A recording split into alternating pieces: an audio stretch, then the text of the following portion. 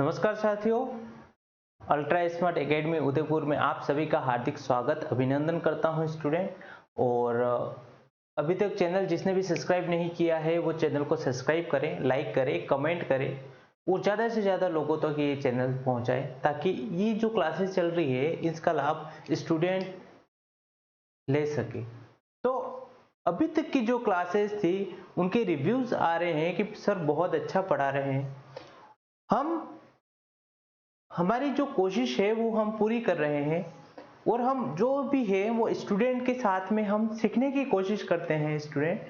तो ऐसा मत मानिए कि हमें सब कुछ आता है, हम आपकी ही तरह थे और हम सारी चीज़ें हम सीख रहे हैं अभी, है ना।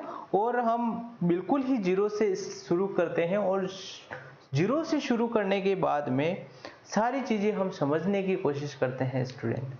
तो इसीलिए एक चीज तो आपके लिए ये पॉजिटिव है कि सारा जो भी है ना, जो टॉपिक है उसको करवाया जाएगा और उसके बाद में उसके प्रश्न उत्तर भी आपको मिलेंगे। तो ये तो निश्चित मानिए कि आपकी जो तैयारी है वो बहुत ही अच्छे तरीके से होने वाली है।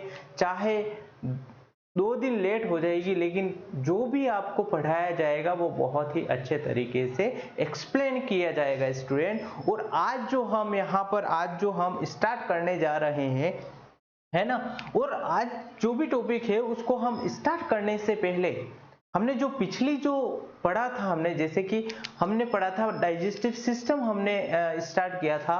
और डाइजेस्टिव सिस्टम के अंदर पूरे जितने भी अंग है जहां जहां से भोजन गुजरता है, जैसे मुख गुहा से लेकर कहां तक, गुहा तक, जितने भी ऑर्गन है उनमें से हमने मुख गुहा पढ़ा था सबसे पहले।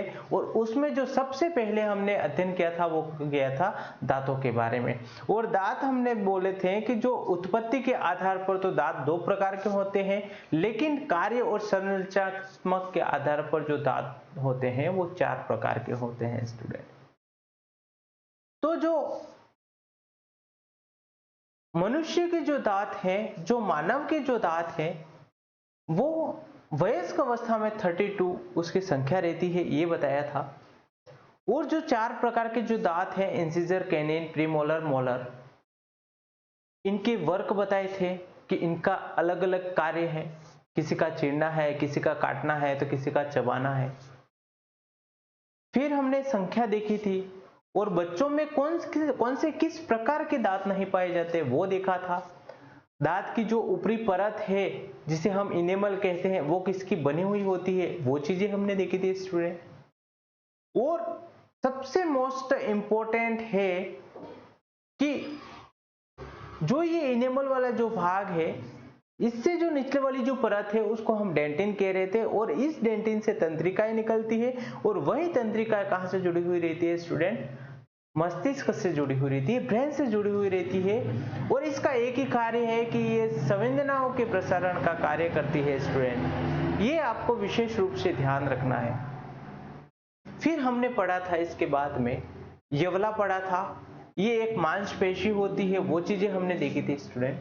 और इसके बाद में हम ग्रसनी की तरफ आए थे, वहां पर कोई भी किसी भी प्रकार का कोई एंजाइम सिक्रेशन नहीं हो रहा था। और इसके बाद में हमने ग्रसिका पढ़ी थी, वहां पर भी जो क्रमाकुचन जो गतियां हो रही थी वही हो रही थी और भोजन आगे तक पहुंच रहा था। और जो जब हमने मुख गुहा पढ़ा था उसमें लार ग्रंथि पढ़ी थी और लार ग्रंथि के अंदर हमने कि वो जो लार होता है उसकी पीएच कितनी होती है और उसमें क्या क्या होता है ये पढ़ा था। तो स्टूडेंट हमने क्या पढ़ा था कि लार एमाइलेज होता है, उसी में लाइसोजाइम होता है, टाइलिन, और उसी टाइलिन को हम कह रहे थे लार एमाइलेज, और वॉटर होता है। तो हमने ये देखा था स्टूडेंट। फिर आज जो हम स्टार्ट करने वाले हैं, जैसे ही हमारा भोजन कहाँ आ जाता है स्टूडेंट, सबसे पहले तो आपका जो टॉपिक है उस टॉपिक को मेंशन करिए कि आपका जो टॉपिक है वो टॉपिक चल रहा था पाचन तंत्र। पाचन तंत्र, इसी पाचन तंत्र को हम स्टूडेंट कह रहे थे digestive system. Digestive system, student बहुत अच्छे से हम यहाँ पर अभी एक्सप्लेन करेंगे और बहुत ही अच्छे तरीके से हम समझने वाले हैं। देखो आपका जो भी स्टोमक है ना, वो कैसा है, वो कुछ इस तरह का होता है स्टूडेंट, है ना। ये क्या है, आमाशय है। क्या है ये, आमाशय है। अब इसमें क्या होता है स्टूडेंट, जैसे ही जो फूड है वो फूड क्या करता है, ग्रसिका से जो इसोफेगस, ये जो नली है ये कौन सी है, ये इसोफेगस, इसी को हम बोलते हैं ग्रसिका। और भोजन यहां से होते हुए यहां पर पहुंचता है। जैसे यहां पर आ गया भोजन, स्टूडेंट जब भोजन यहां पर पहुंचता है तो इस आमाशय के अंदर 4 प्रकार की कोशिकाएं होती है। कितने प्रकार की होती है, 4 प्रकार की कोशिकाएं होती है स्टूडेंट। कौन कौन सी होती है, नंबर 1 होती है पेराइटल कोशिका, पेराइटल कोशिका। और उसके बाद में आपको जो दूसरी नंबर की जो सेल मिलेगी, पेराइटल के बाद में जो स्टूडेंट जो कोशिका मिलती है वो मोस्ट इंपॉर्टेंट है, और वो जो दूसरे नंबर की जो सेल है उसको हम मुख्य कोशिका भी बोलते हैं, उसी को हम चिप सेल के नाम से भी जानते हैं, चिप सेल, और इसी को बोलते हैं मुख्य कोशिका। फिर जो 3rd नंबर पर आता है स्टूडेंट, वो आता है चिप कोशिका। देखो फर्स्ट हमने पेराइटल कोशिका देखी, इसके बाद में चिप कोशिका देखी, और अब जो 3rd जो नंबर पर है वो जो सेल है उसको हम बोलते हैं जी सेल। क्या बोलते हैं, जी सेल। और जो 4th जो नंबर पर जो सेल है वो है म्यूकस। मतलब ये चारों चीजें कहाँ मिलेगी आपको, ये मिलेगी स्टोमक के अंदर। कहाँ मिलेगी स्टूडेंट, स्टोमक के अंदर मिलेगी। तो एक बार आप इसको नोट डाउन करें, है ना। इसके बाद में हम बहुत अच्छे तरीके से यहाँ पर एक एक चीज को बहुत ही एक्सप्लेन करते हुए चलेंगे, है ना। आपका कोई भी डाउट नहीं रहना चाहिए, बस हमारी यही 100% हम यही देखेंगे यहाँ पर कि कोई भी आपका यहाँ पर डाउट ना रहे। तो 4 कोशिका इसमें पाई जा रही है। अब ये जो चारों सेल्स हैं इसके क्या क्या कार्य हैं वो भी हम देखेंगे। तब इससे पहले आप इसको एक बार नोट डाउन करें, इसके बाद में हम बात करते हैं।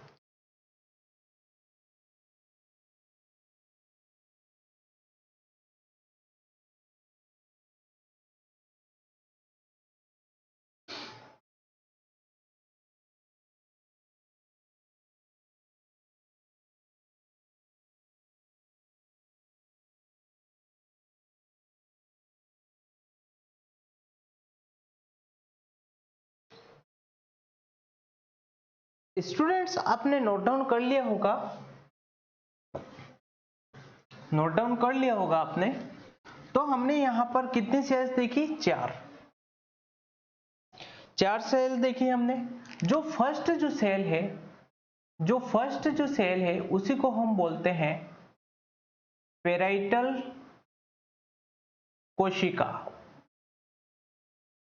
समझना है स्टूडेंट। और इसी पेराइटल कोशिका को एक और नाम से जानते हैं, उसको बोलते हैं ऑक्जेंटिक सेल। नाम याद होना चाहिए। और जो दूसरे नंबर की जो कोशिका है ना, वो है चिप सेल। चिप सेल जिसको हम क्या बोलते हैं, मुख्य कोशिका। और जो ये मुख्य कोशिका होती है स्टूडेंट, ये मोस्ट इंपॉर्टेंट है। और इसी ये जो होता है ना, तो इसी को हम बोलते हैं पेप्टिक सेल।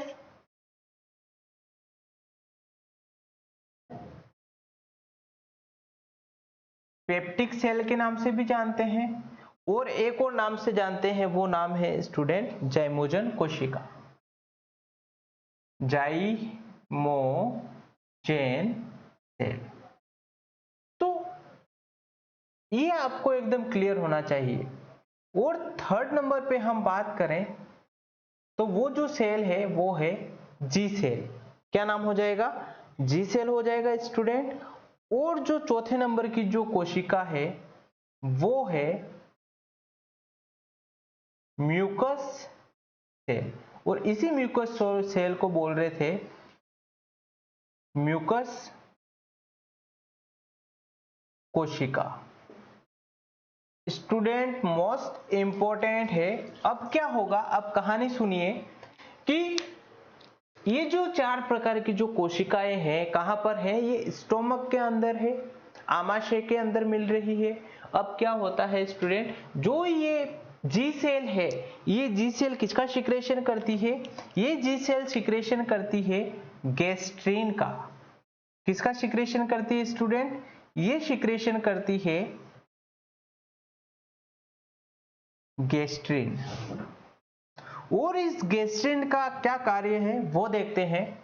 वो क्या करता है कि ये जो गैस्ट्रीन है ये पेराइटल जो कोशिका है और जो ये चिप सेल है, इन सेल्स को क्या कर देता है? एक्टिव कर देता है।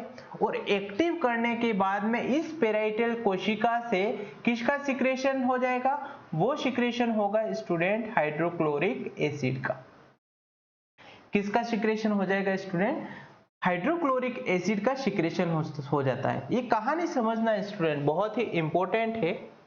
और हम बात करें कि ये जो चिप सेल है ये एक्टिव होकर, है ना, ये वाली जो एक्टिव होकर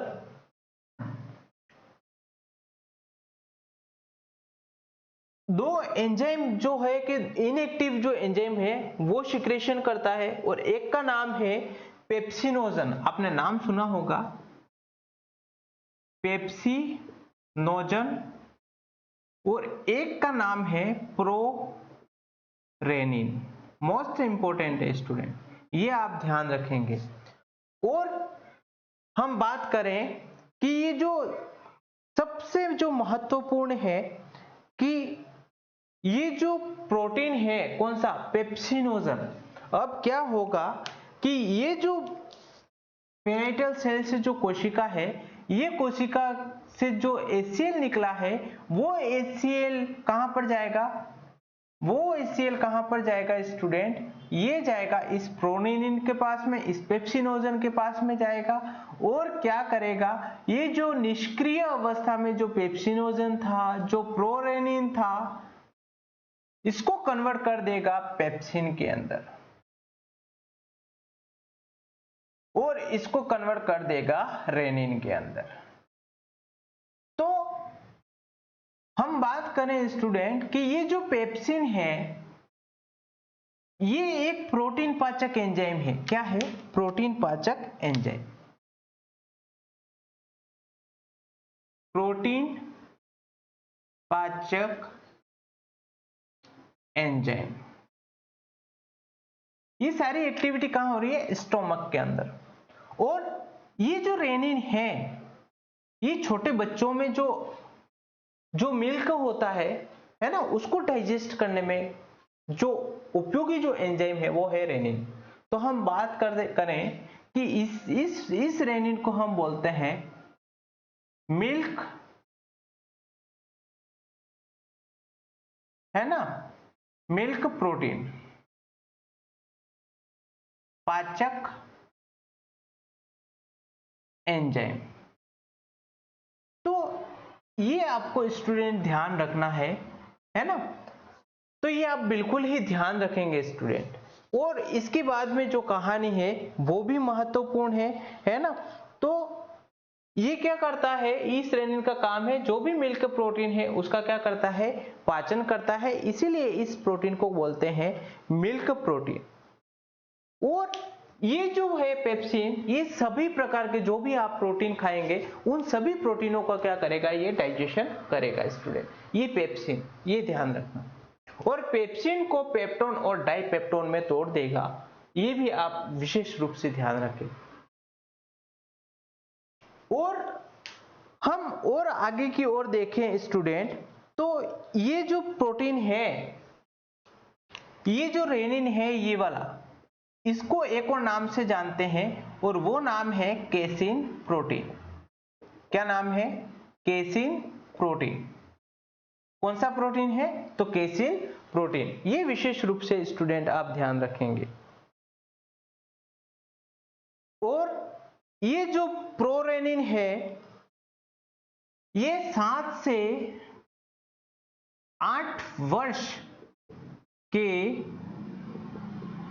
बालक में ही होता है।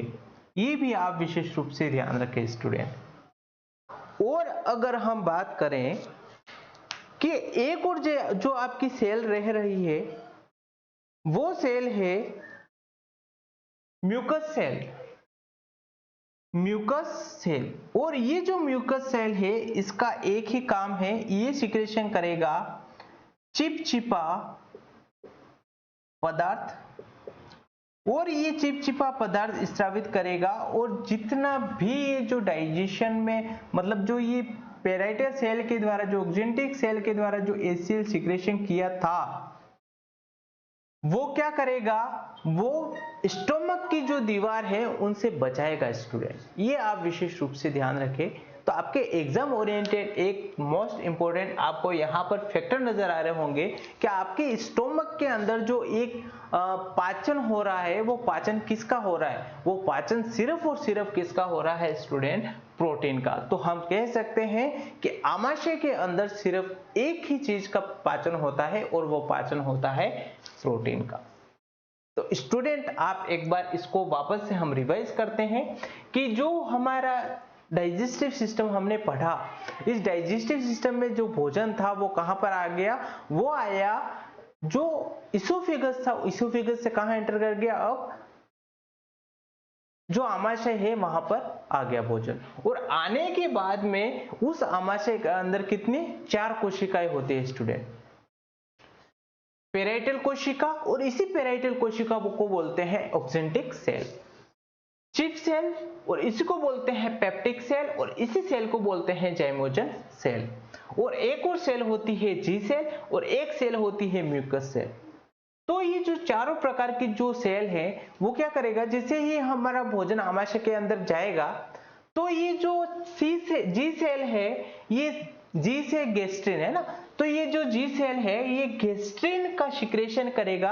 और ये गैस्ट्रिन क्या करेगा, ये जो दोनों सेल हैं चिप सेल और पेराइटल सेल, इनको एक्टिव कर देगा। और एक्टिव करने के बाद में जो पेराइटल सेल है वहां से तो एचसीएल का सिक्रेशन होगा, और जो चिप सेल है वहां से पेप्सिनोजन और प्रोरेनिन का सिक्रेशन होगा स्टूडेंट। और अगर हम बात करें कि ये जो पेप्सिनोजन और ये जो प्रोरेनिन है ये इनएक्टिव फॉर्म में होता है, और इनएक्टिव फॉर्म में होने के बाद में ये जो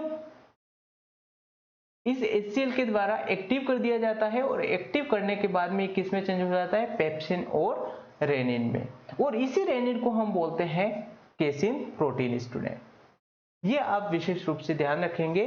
और ये म्यूकस होता है वो चिपचिपा पदार्थ का सिक्रेशन करता है, ताकि जो HCl है इसका pH होता है ये 1.2 pH का होता है ना, 1.2 से लगाकर 1.4 तक मानते हैं। तो आपको ध्यान रखना है कि ये हाईली एसिडिक होता है, और जो भी दीवार होती है अपने स्टोमक की उनको HCl से कौन बचाएगा, ये बचाएगा म्यूकस सेल स्टूडेंट। तो आप एक बार इसको अच्छे से नोट डाउन करें, इसके बाद में हम आगे की ओर बढ़ते हैं।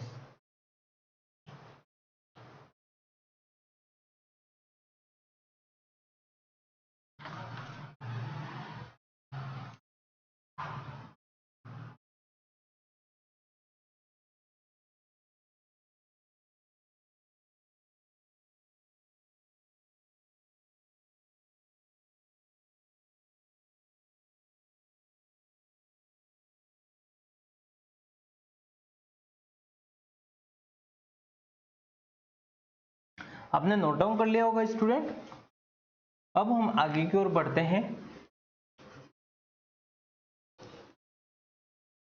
अब जैसे हम बनाए ये हमने आमाशय बनाते हैं अब, है ना, आमाशय ये हमने बनाया आमाशय स्टूडेंट। ये है आमाशय, ये क्या है, आमाशय। और इसी के अंदर यहां पर आपको मिलेगा HCl मिलेगा, रेनिन मिलेगा, है ना, पेप्सिन मिलेगा, पेप्सिनोजन, है ना। और क्या क्या मिलेगा स्टूडेंट HCl के बाद में, और क्या क्या मिलेगा? तो और मिलेगा आपको रेनिन मिलेगा, गैस्ट्रिन मिलेगा। तो ये जो म्यूकस होता है वो क्या करता है कि ये जो आमाशय है इनकी दीवारों को बचाने के लिए यहाँ पर म्यूकस का सिक्रेशन कर देता है, जो दीवारों से बचाता है। किसकी दीवारों से? आमाशय की दीवारों से बचाता है। स्टूडेंट क्या होता है कि जैसे हम किस किस का सेवन करें, चाय का अत्यधिक सेवन करें, चाय, कॉफी, एल्कोहल, है ना, चाय, कॉफी, एल्कोहल, और क्या क्या, इरेगुलर डाइट,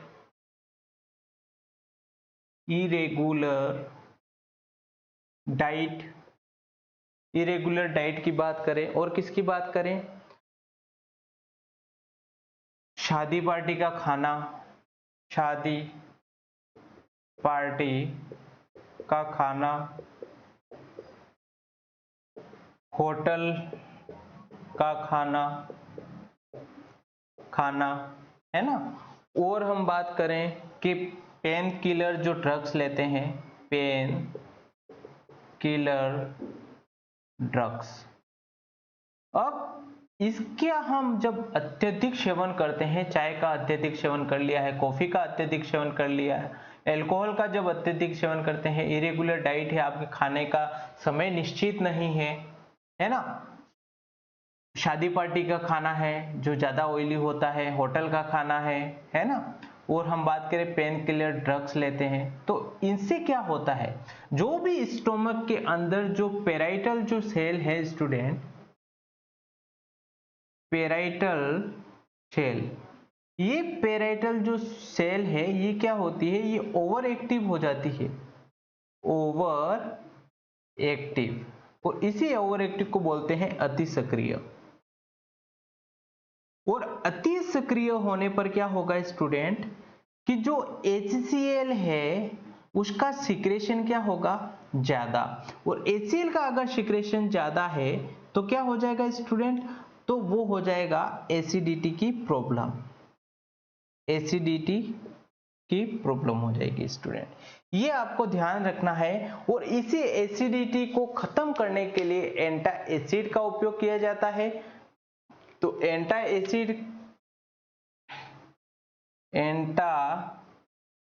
एसिड के रूप में किसका, MgOH2, और इसी को बोलते हैं मैग्नीशियम हाइड्रोक्साइड, इसका उपयोग करते हैं स्टूडेंट। तो ये आप एक बार विशेष रूप से ध्यान रखेंगे कि ये जो पेराइटल जो सेल है वो ओवर एक्टिव हो जाती है, जिससे HCl ज्यादा से ज्यादा सिक्रेशन होगा, है ना, और ज्यादा से ज्यादा सिक्रेशन होगा तो क्या हो जाएगी, एसिडिटी। और इसका इलाज भी है स्टूडेंट कि ये जो HCl ज्यादा से ज्यादा अगर एसिडिटी होती है तो कुछ ड्रग्स देते हैं, कुछ दवाइयों का उपयोग करते हैं, है ना, कुछ दवाइयों का उपयोग करते हैं, और इसमें जो है वो एल्यूमिनियम OH3, एल्यूमिनियम हाइड्रोक्साइड का भी उपयोग प्रति अम्ल के रूप में किया जाता है। ये भी आप विशेष रूप से ध्यान रखेंगे स्टूडेंट, है ना। तो और हम बात करें कि दवाइयों के रूप में हम बात करें तो दवाइयों में आपने नाम सुना होगा ओमाप्राजोल, है ना, पेंटाप्राजोल,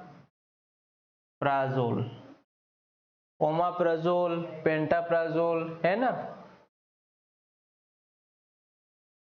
रेनिटिडिन, तो इनका उपयोग किया जाता है। ये जो ड्रग्स होती है वो क्या होती है स्टूडेंट कि जो भी पेराइटल जो कोशिका है ना, जो पेराइटल जो कोशिका है यहां से ये वाली जो सेल है इसको क्या कर देगा, इनएक्टिव कर देगा। जब इनएक्टिव कर दिया इन सेल को, है ना, तो HCl का सिक्रेशन नहीं होगा, और HCl का जो सिक्रेशन नहीं होगा तो जो भी आपका जो HCl सिक्रेशन हो रहा था तो वो भी बंद हो जाएगा और एसिडिटी की प्रॉब्लम भी खत्म हो जाएगी स्टूडेंट। तो आपको मोस्ट इंपॉर्टेंट ध्यान रखना है कि जो पेराइटल सेल है इसको ही क्या कर देगा, ब्लॉक कर देगा। कौन कौन सी ड्रग्स ब्लॉक फॉर 24 आवर, 24 घंटे के लिए ये दवाइयां लेने से राहत आपको मिल जाएगी। तो आप इसको एक बार नोट डाउन करें,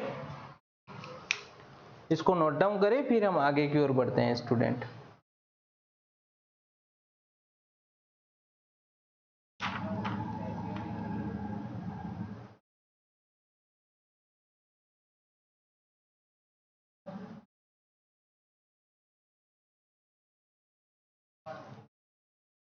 स्टूडेंट आपने नोट डाउन कर लिया होगा, हम आगे की ओर बढ़े। अब आगे की ओर बढ़ते हैं और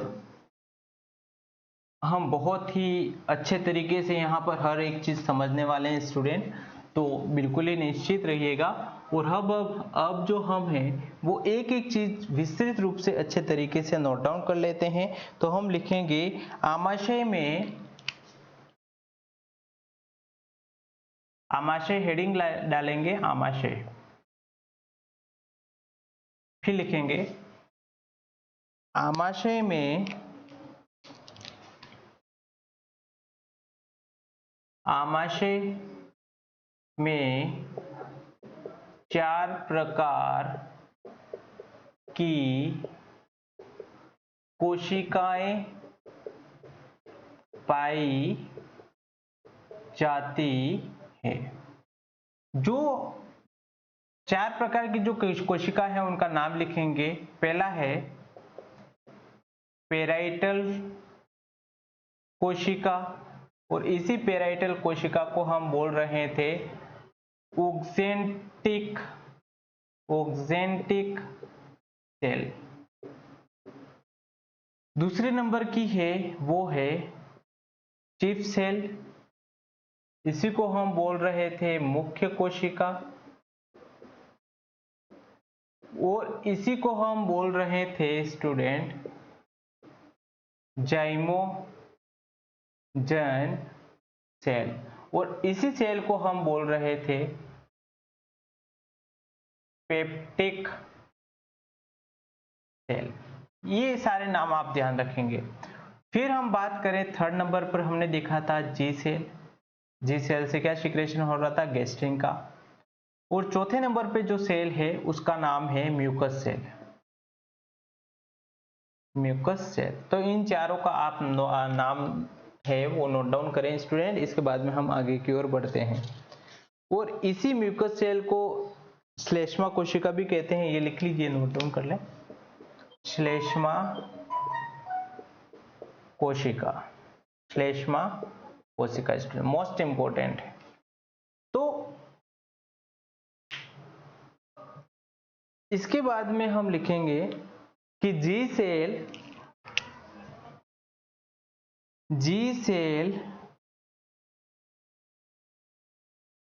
गैस्ट्रिन हार्मोन का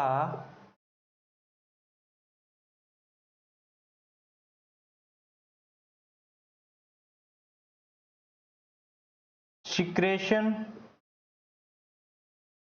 करता है ना। जी सेल क्या कर रहा है, गैस्ट्रिन हार्मोन का सिक्रेशन करती है, जिससे जो पेराइटल सेल, जिससे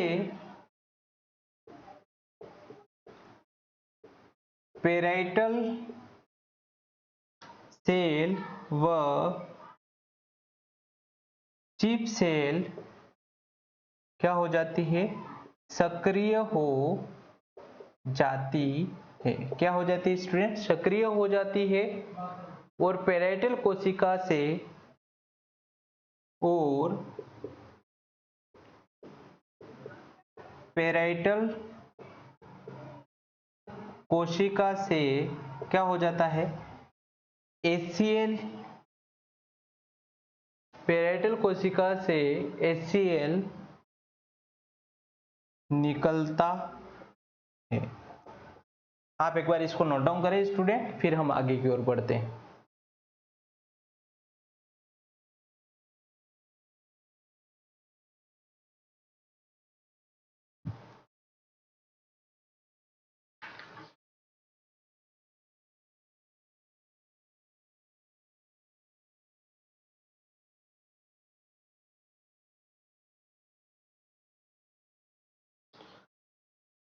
स्टूडेंट्स आपने नोट डाउन कर लिया होगा, फिर हम आगे की ओर बढ़ते हैं, है ना। जल्दी से नोट डाउन करना है हर एक चीज को,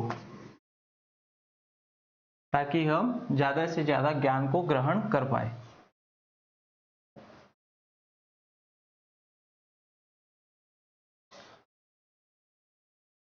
लिखेंगे HCl के कार्य, HCl के कार्य। पहला नंबर कार्य क्या हो जाएगा, ये निष्क्रिय एंजाइम को निष्क्रिय एंजाइम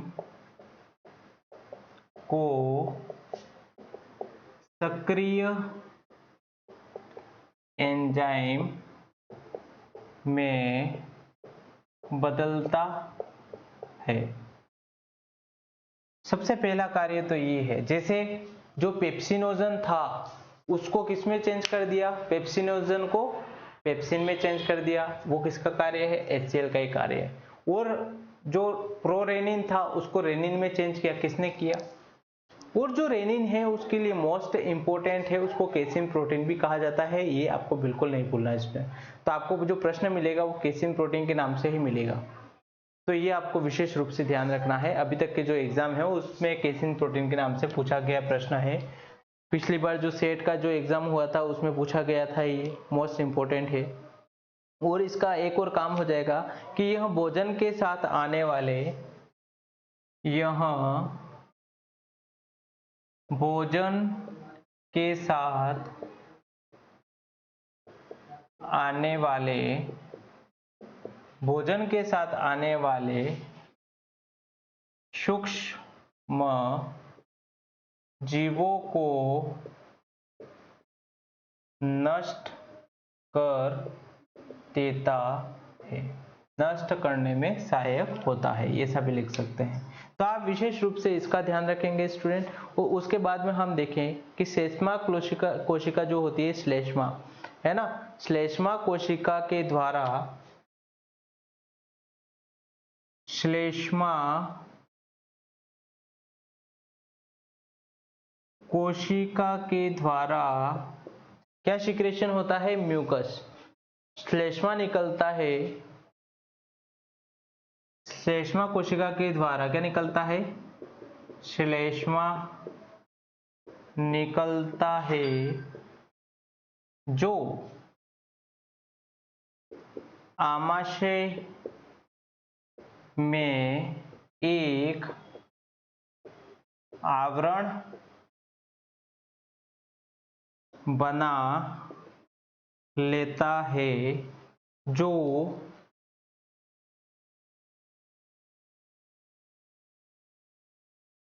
इसी कारण से आमाशय जो है वो HCl के हानिकारक प्रभाव से बच सकता है, बना लेता है। इस कारण आमाशय HCl के हानिकारक प्रभाव से बच सकता है, ये स्टूडेंट आप ध्यान रखेंगे। फिर आप नेक्स्ट पॉइंट में लिखेंगे स्टूडेंट, मुख्य कोशिका के द्वारा,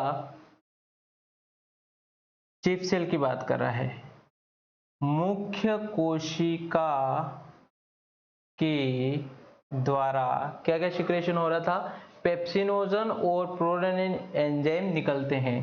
पेप्सिनोजन व प्रोरेनिन एंजाइम निकलते हैं, प्रोरेनिन एंजाइम निकलते हैं, यह निष्क्रिय अवस्था में निकलते हैं, यह निष्क्रिय अवस्था में निकलते हैं, जो HCl के द्वारा सक्रिय होकर पेप्सिनोजन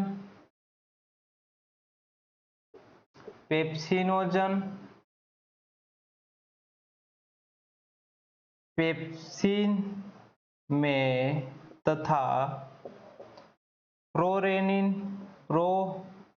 रेनिन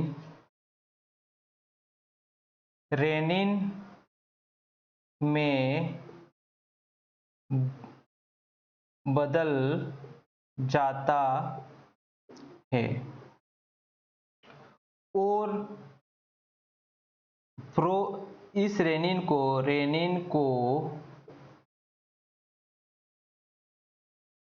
केसिन प्रोटीन भी कहा जाता है।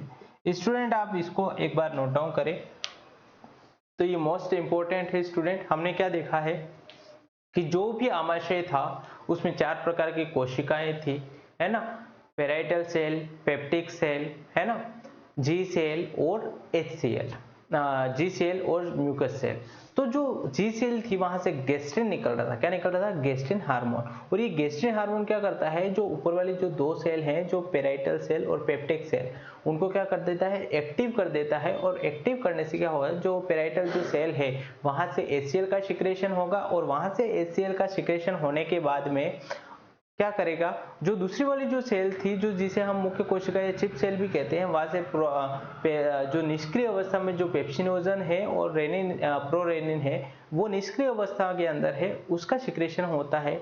लेकिन क्या होता है, जो पेराइटल सेल के द्वारा जो HCl निकला था, है ना, वो यहाँ पर जो दूसरी वाली जो सेल थी पेप्टिक सेल, वहां से निकलने वाले जो एंजाइम थे, है ना, पेप्सिनोजन जो एंजाइम है, वहां से क्या होता है कि उनके साथ में एक क्रिया रिएक्शन कर जाता है। और रिएक्शन करने के बाद में हम बात करें कि आगे जो है वो क्या क्या पेप्टोन और जो प्रोटीन पाचक एंजाइम है, ये आपको ध्यान रखना है ना। तो क्या करेगा, जो भी एंजाइम निष्क्रिय अवस्था में है उसको सक्रिय में बदलने का काम HCl का है। और हम बात करें ये जो पेप्सिनोजन और जो ये प्रोरेनिन है एंजाइम, है ना, तो ये जो एंजाइम है ये क्या होते हैं, वहां से निकलते हैं, इसको एक्टिव कर दिया जाता है तो वो रेनिन में और किस में चेंज हो जाएगा, पेप्सिन में चेंज हो जाएगा, जो कि सक्रिय अवस्था में होता है स्टूडेंट। और एक चीज ध्यान रखनी है कि जो पेप्सिन जो बनेगा वो सभी प्रकार के जो प्रोटीन होंगे उनका पाचन करेगा। लेकिन हम बात करें कि जो केसिन प्रोटीन है वो सिर्फ और सिर्फ किसका पाचन करेगा, दूध का ही पाचन करेगा। ये आपको विशेष रूप से स्टूडेंट ध्यान रखना है। तो आप एक बार इसको नोट डाउन करें, फिर हम आगे की ओर बढ़ते हैं।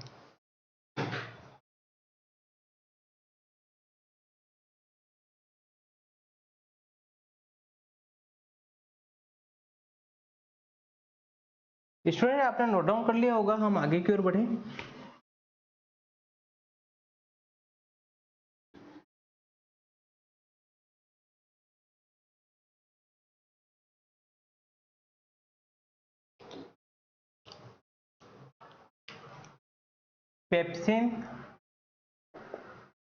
पेप्सिन एंजाइम सभी प्रकार के प्रोटीन का पाचन करता है।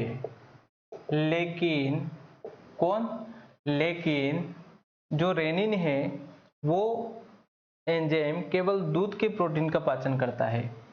रेनिन एंजाइम केवल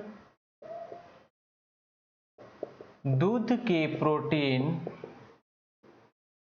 का पाचन करता है। इसमें मोस्ट इंपोर्टेंट, आप इसको ध्यान रखेंगे, मोस्ट इंपोर्टेंट है, ये मोस्ट इंपोर्टेंट है, इसलिए आपको ध्यान रखना है, ये बिल्कुल आप नहीं भूलेंगे। और ये जो रेनिन एंजाइम है केवल कब निकलता है, रेनिन एंजाइम केवल बाल्यावस्था में निकलता है। कब निकलता है स्टूडेंट? बाल्यावस्था के अंदर निकलेगा। और हम बात करें कि इन सभी 4 कोशिकाओं से निकलने वाले जो पदार्थ है वो मिलकर क्या बनाते हैं? जठर रस बनाते हैं। और इसकी जो पीएच वैल्यू होती है 1.5 से 4.5 होती है। तो लिखेंगे इन सभी कोशिकाओं से निकलने वाले पदार्थ को क्या कहते हैं? जठर रस कहते हैं, गैस्ट्रिक जूस कहते हैं, गैस्ट्रिक जूस कहते हैं, जठर रस कहते हैं। क्या कहते हैं स्टूडेंट? जठर रस कहते हैं। और इसकी जो पीएच वैल्यू है, जिसकी पीएच जो वैल्यू होती है वो कितनी हो जाएगी? पीएच वैल्यू होती है 1.5 से 4.5। ये आप मोस्ट इंपोर्टेंट ध्यान रखेंगे। और स्टूडेंट आगे की ओर हम बढ़े तो आगे की ओर बढ़े, किसी भी कारण से HCl की अधिकता से किसी भी कारण से HCl की अधिकता से क्या होगा? एसिडिटी, जिसे हम अम्लीयता भी कहते हैं, अम्लीयता, एसिडिटी हो जाती है, एसिडिटी हो जाती है। ये आप ध्यान रखेंगे स्टूडेंट। और बाद में घाव हो जाते हैं। ये आप एक बार नोट डाउन करें स्टूडेंट।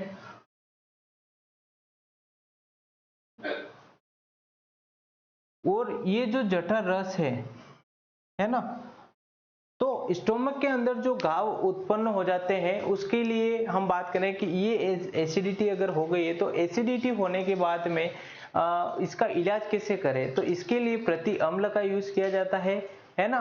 प्रति अम्ल के रूप में मैग्नीशियम हाइड्रोक्साइड जो कि MgOH2 और एल्यूमिनियम हाइड्रोक्साइड AlOH3 इनका उपयोग किया जाता है स्टूडेंट। इसीलिए आप इसको ध्यान रखें कि प्रति अम्ल के रूप में है ना मैग्नीशियम हाइड्रोक्साइड और एल्यूमिनियम हाइड्रोक्साइड का उपयोग किया जाता है।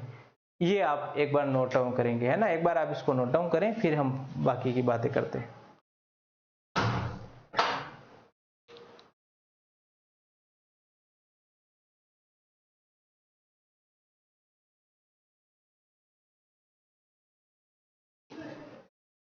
तो स्टूडेंट आपने ये सारी चीजें नोट डाउन कर ली होगी और हम आगे की ओर बढ़े।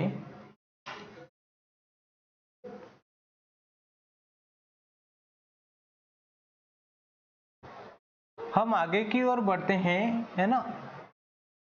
तो उससे पहले अगर हम देखें तो स्टूडेंट हम देख रहे थे कि जो एंटी एसिड के रूप में आप आगे लिखेंगे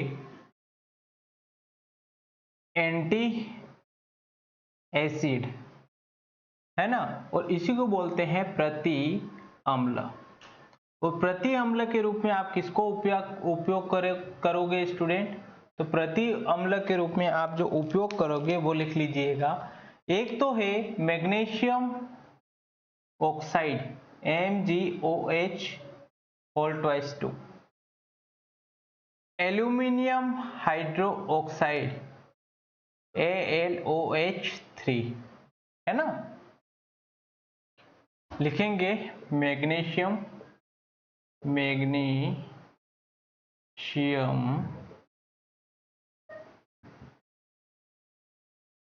हाइड्रोक्साइड और एल्यूमिनियम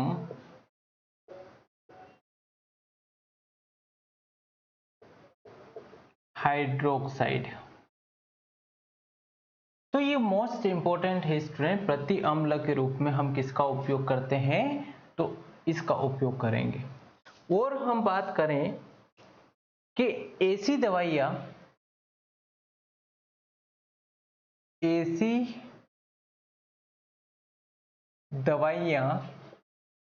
ऐसी दवाइयां दी जाती है जो पेराइटल जो सेल है, तो इसको हम शॉर्ट में लिख देते हैं, पी सेल को क्या कर देती है, ब्लॉक कर देती है, जिससे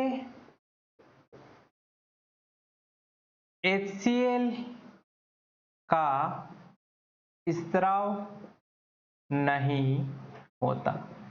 तो ऐसी हम कौन सी दवाइयां देते हैं, एक आपने सुना होगा नाम नंबर 1 पे, तो वो है ओमेप्रेजोल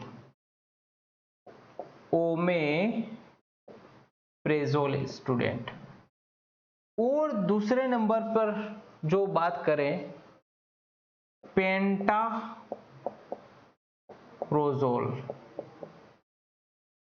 और तीसरे नंबर पे हम बात करें स्टूडेंट, सिमेटिडिन।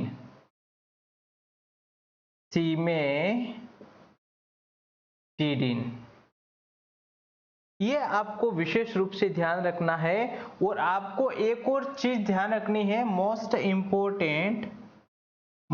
इंपोर्टेंट क्या ध्यान रखेंगे स्टूडेंट, आप ध्यान रखेंगे कि आमाशय में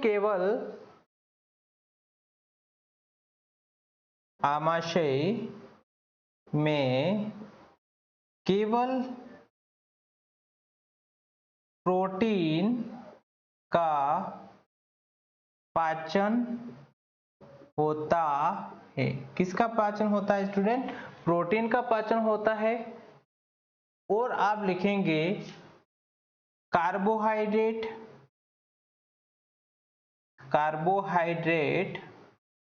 व वसा का पाचन आमाशय में नहीं होता। आमाशय में इसका पाचन नहीं होता है क्योंकि इनके एंजाइम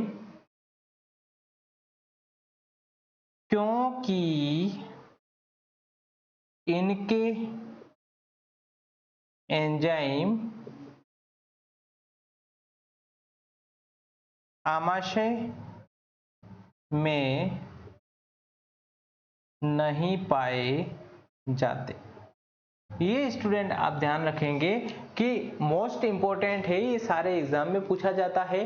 तो आप क्या ध्यान रखेंगे कि एक तो हम बात करें जो पेराइटल जो सेल थी है ना, वहां से जब HCl का ज्यादा सिक्रेशन होने लग जाए तो क्या करेंगे, वो जो पी सेल है उसी को क्या कर देते हैं, ब्लॉक करने के लिए हम इन ड्रग्स का उपयोग करते हैं, जो कि भूखे पेट मॉर्निंग में लेने के लिए दी जाती है। ओमेप्रोजोल है, पेंटाप्रोजोल है और सिमेटिडिन है, इनका उपयोग किया जाता है स्टूडेंट। और एसिडिटी ज्यादा मात्रा में है ना, तो प्रति अम्ल के रूप में भी उपयोग लेते हैं, जैसे मैग्नीशियम हाइड्रोक्साइड हो गया, एल्यूमिनियम हाइड्रोक्साइड हो गया। और आमाशय के अंदर मोस्ट इंपोर्टेंट आपको ध्यान रखना है स्टूडेंट कि जो आमाशय के अंदर जो एंजाइम पाए जाते हैं वो सिर्फ और सिर्फ प्रोटीन का ही पाचन करते हैं। और वहां जो आमाशय है, इस आमाशय में प्रोटीन का ही पाचन होता है, कार्बोहाइड्रेट और वसा का पाचन यहाँ पर नहीं होता है। ये आप नोट डाल देना आज के बाद कि जो पेट है उसके अंदर सिर्फ और सिर्फ किसका पाचन होता है, तो प्रोटीन का ही पाचन होता है ना। तो ये आपको विशेष रूप से ध्यान रखना है, कार्बोहाइड्रेट और वसा है उसका पाचन आगे जाकर होगा, है ना। तो एक बार आप इसको नोट डाउन करें, फिर हम और थोड़ी सी चर्चाएं करेंगे।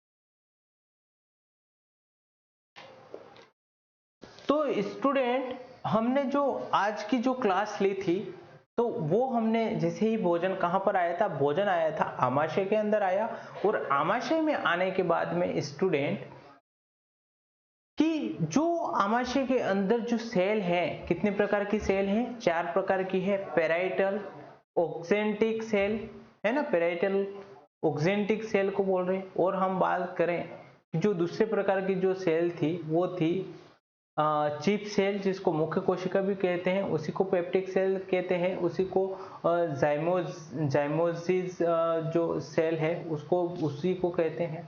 और एक जी सेल मिल रही थी, और चौथी जो है वो म्यूकस सेल, मतलब 4 प्रकार की कोशिकाएं मिल रही थी।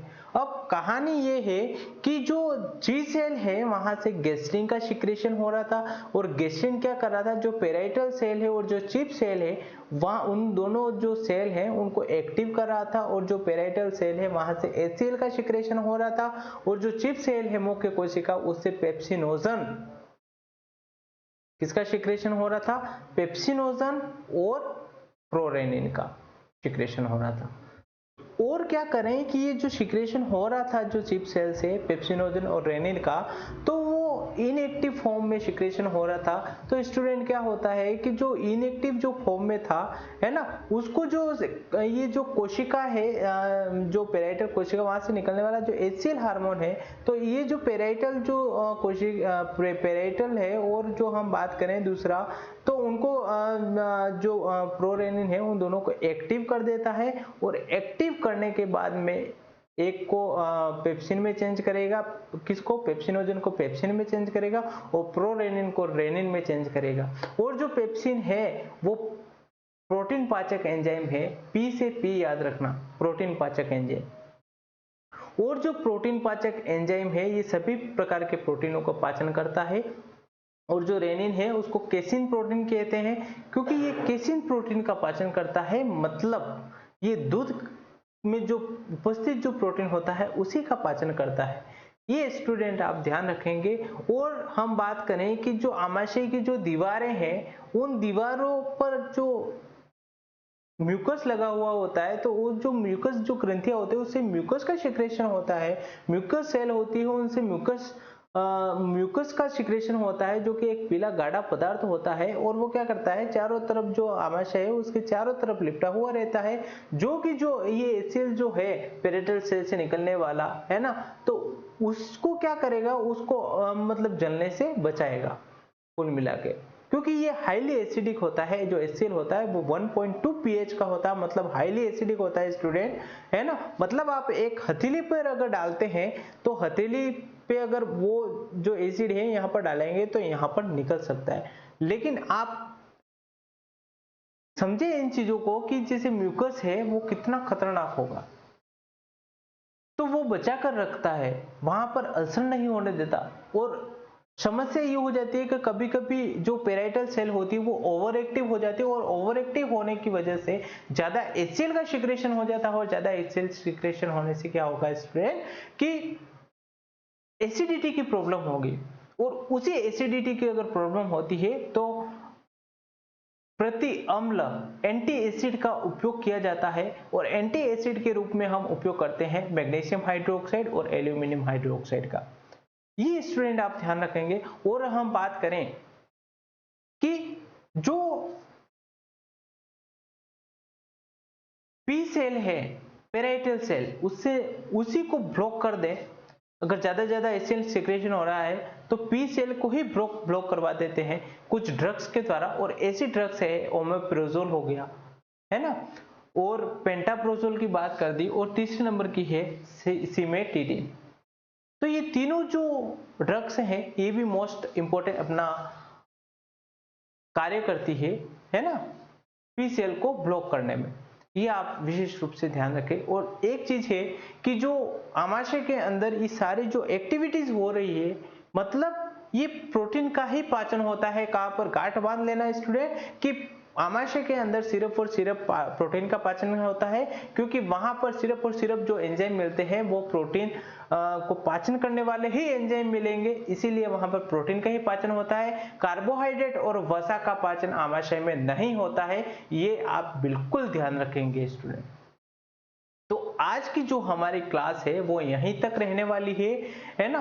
तो अभी तक जिसने भी चैनल सब्सक्राइब नहीं किया है उस चैनल को सब्सक्राइब करिए, लाइक करिए, शेयर करिए, ज्यादा से ज्यादा लोगों तक पहुंचाइए स्टूडेंट, है ना, ताकि इन क्लासों का जो महत्व है वो उन स्टूडेंटों को पता पड़े, उन विद्यार्थियों को पता पड़े कि वाकई कुछ क्लासें हैं जो कि बहुत पढ़ने लायक है, कुछ सीखने लायक है।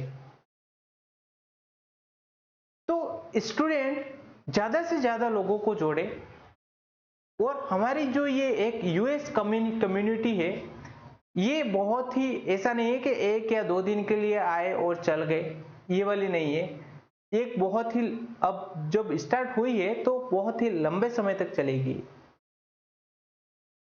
और जो विद्यार्थी सपने लेकर आएंगे यहाँ पर उनके सपने भी पूरे किए जाएंगे स्टूडेंट, चाहे उसके लिए किसी भी हद तक जाना पड़े और कितनी भी मेहनत करनी पड़े तो वो हम करेंगे और हम करवाने के लिए रेडी हैं स्टूडेंट। तो आज की क्लास हम यहीं तक रखते हैं और कल हम ये जो हमारा यूनिट है डाइजेशन, उस डाइजेशन को हम कल पूरा करेंगे। कल स्मॉल इंटेस्टाइन की एक्टिविटीज पढ़ेंगे, लार्ज इंटेस्टाइन की एक्टिविटीज पढ़ेंगे और वो सारी पढ़ने के बाद में जो मोस्ट इंपॉर्टेंट चीजें हैं, कहाँ से प्रश्न बनते हैं, वो चीजें हम पढ़ लेंगे स्टूडेंट।